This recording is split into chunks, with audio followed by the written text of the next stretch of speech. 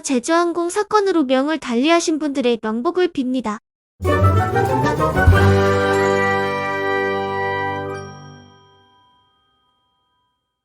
국가적으로 참 뒤숭숭한 시기에 아니다. 국가적으로 뒤숭숭해서 그런 것일까요? 관련하여 오늘 이상한 괴소문이 하나 돌고 있죠. 바로 MBC의 방송사고, 일명 8.17 방침입니다. 먼저 문제의 영상을 보시겠습니다.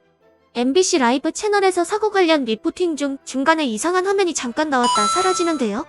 다시 한번 보실게요.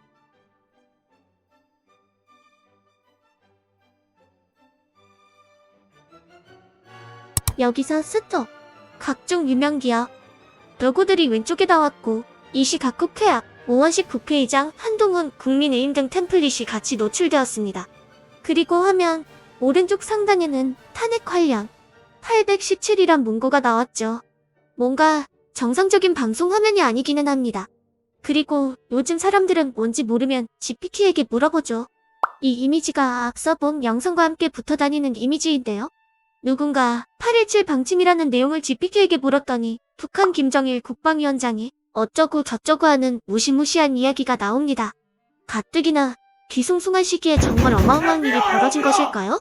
이번 이야기는 엄연히 IT 관련 주제인 만큼 한가한 연구소가 직접 알아봤습니다. 이게 왜 IT 관련 이야기인지, 그리고 제가 내린 결론이 무엇인지는 천천히 같이 살펴보시죠. 이건 추리입니다.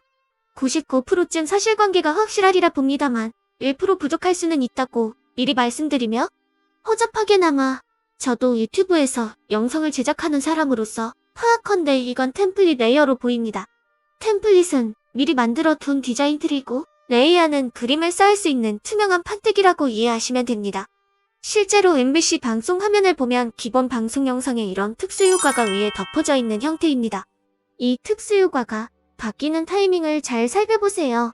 하단 자막 디자인을 보면 흥공대학교 비행교육원장 인터뷰라는 자막이 나가다가 빨간색 뉴스 속보 자막으로 바뀌었습니다.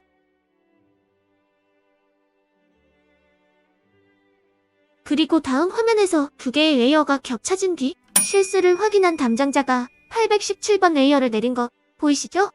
생방송 특성상 실시간으로 자막을 준비하고 처리하는 과정에서 실수한 것 아닐까요? 실제로 해당 레이어를 얼핏 볼 때는 잘 안 보였지만 탄핵 관련 817처럼 탄핵 방송 때 자주 사용하던 요소들이 정의치에 배치되어 있습니다. 물론 제 추리일 뿐, 진실은 MBC 편집국만 알겠죠. 반박하시는 분도 있을 거예요. 아니다. 이놈아. 8.17 방침은 북한의 대남 공작 지침이다. 라고 생각하시는 분도 계실 겁니다. 그래요. 이어서 8.17 방침에 대해 알아보겠습니다. 영상에 등장한 문구는 정확히 탄핵 관련 817입니다. 방침이라는 단어는 없었는데 챗GPT에게 물어본 화면에는 방침이라고 적혀있네요. 방침은 앞으로 일을 치러 나갈 방향과 계획을 뜻하는 단어로 일상에서 그리 자주 사용하지는 않죠. 법률이나 군사적 상황에서 많이 사용하는 단어입니다. 8.17 뒤에 방침이란 단어 자체의 질문자에게 어떤 의도가 있던 게 아닐까 의심하게 하죠. 실제로 8.17이라는 숫자만 챗GPT에 넣으면 전혀 다른 답을 하거든요. 뭔가 미심쩍지만 길게 이야기할 것 있습니까? 간단한 방법이 있는데 우리도 챗GPT한테 물어보면 되죠. 보시는 것처럼 사전 입력 없이 아무것도 없는 상태에서 8.14 방침과 8.17 방침을 순서대로 물어봤습니다.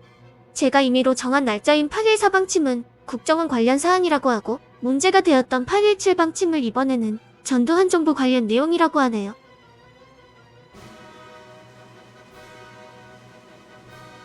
가수 아이유님의 생일에서 딴 5.16 방침은 이승만 정부까지 올라갑니다. 챗GPT놈, 간첩인지 말을 빙빙 돌리고 쉽게 불지 않네요. 이번에는 이실직고할 때까지 8.17 방침을 반복적으로 물어볼게요. 아는 걸 똑바로 불란 말이야.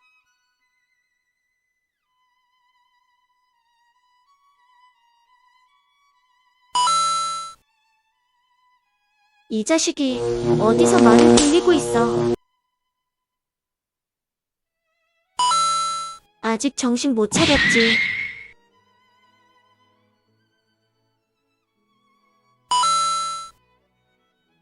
걱정 마, 안 죽어. 이제 생각이 날 것 같지?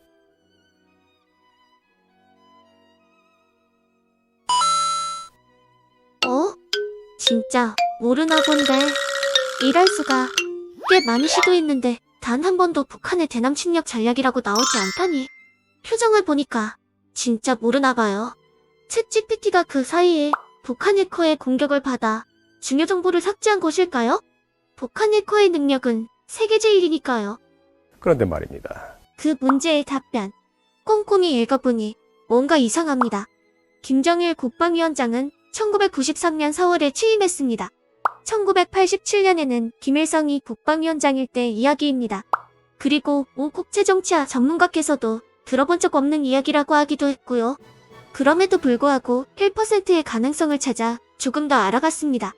북한 관련 이슈라면 옛날 신문에 나왔을 가능성이 큽니다. 하지만 네이버 뉴스 라이브러리에서도 관련 기사는 찾을 수 없었고 2024년 12월 28일 이전 구글 검색에서도 결과가 없습니다. 신문 기사에도 없고 GPT가 학습한 데이터에도 관련 정보가 없다는 사실이어야 합니다. 결국 이것은 AI의 고질적인 문제인 할루시네이션을 인터넷 커뮤니티에 영양가 없는 글을 아무 생각 없이 언론사가 퍼가면서 일어난 해프닝이라고 봐야 할 것 같습니다. 본 연구소의 견해는 이렇지만 반박 시 여러 번 말이 맞은 걸로 할게요. 그러니 화내지 마시고 영상은 꼭 끝까지 시청해주세요. 할루시네이션. 우리말로 하면 환각이죠. AI, 즉 인공지능에 관심이 있는 분이라면 익히 아시는 내용이지만 AI를 처음 접하시는 분들에게는 다소 생소할 수도 있는 단어 같습니다. 챗GPT, 제미나이, 그록 등 우리가 흔히 사용하는 AI 서비스는 거대한 언어모델에 기반하여 학습을 했고 우리가 질문을 하면 그 학습한 결과를 바탕으로 예측되는 정답을 출력해줍니다. 사전처럼 1:1 매칭되는 정확한 정답을 찾아주는 게 아니라 대화 문맥상 앞으로 이어질 대화, 즉 너가 원하는 내용은 이게 맞을 거리라고 추측한 값을 보여주는 것이죠. 그리고 그 답변은 예측이지만 대부분 정확합니다.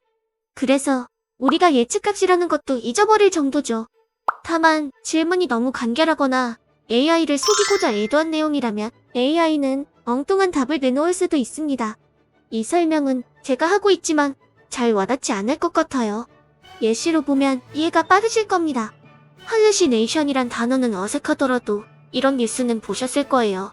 챗GPT에게 물어봤더니 세종대왕이 맥북을 던진 역사가 있다거나 환단고기가 사실은 우리나라 전통 육류 요리법이라고 대답했다는 뉴스 기억들 나시죠? 사실 챗GPT가 이상한 답변을 하는 일은 과거에도 많았고 지금도 여전히 이어지고 있습니다. 오픈AI나 구글 같은 업체에서 이 문제를 개선하기 위해 더 신뢰성 있는 자료를 넣고 특정 질문에 대한 필터링을 넣는 등 많은 노력을 이어가고 있는 만큼 언젠가는 할루시네이션이 거의 없는 세상도 오겠지만 아직은 먼 것 같아요. 이번 일도 단순히 GPT가 GPT한 것일 뿐 관점에 따라서는 조금 다른 방향으로 보일 법한 이야기를 유튜브 카테고리에 맞춰 나름 엮어봤는데 이번 영상 어떠셨나요? 원래 이런 내용은 다루지는 않는데 나라에 비극이 생긴 마당에 숭흉한 소문마저 같이 퍼지고 있어 누군가는 정리해야 할 내용이라고 생각해서 말주변도 없지만 제가 정리해봤습니다. 그나저나 제 채널에서 AI 이야기를 다룬 것은 이번이 3번째인데요. 인공지능을 주제로 한 영상 말미에는 항상 강조하는 부분이 있습니다. 구독자분이라면 혹시 기억하실까요? AI의 답변은 반드시 교차 검증하세요. 그대로 긁어붙이다간 회사에서 잘릴 수 있습니다. 오늘 제가 준비한 이야기는 여기까지입니다. 부디 제주항공 여객기 참사 사건의 실종자분들이 한 분도 빠짐없이 모두 가족의 품으로 돌아가시길 기도하며 다시 한번 삼가 고인의 명복을 빕니다.